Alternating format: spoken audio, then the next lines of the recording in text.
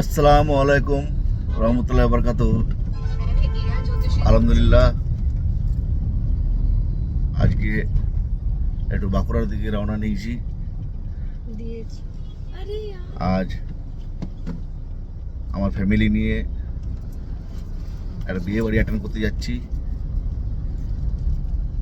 বাঁকুড়া মানবগ্রাম। তো দেখাবো আমার সাথে কে কে আছে।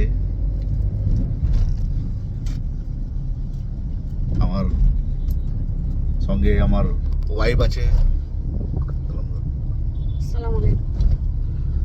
আমার ছোট কন্যা আছে,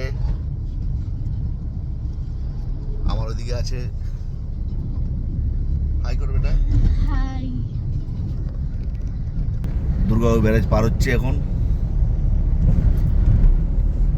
দেখতেই পাচ্ছেন।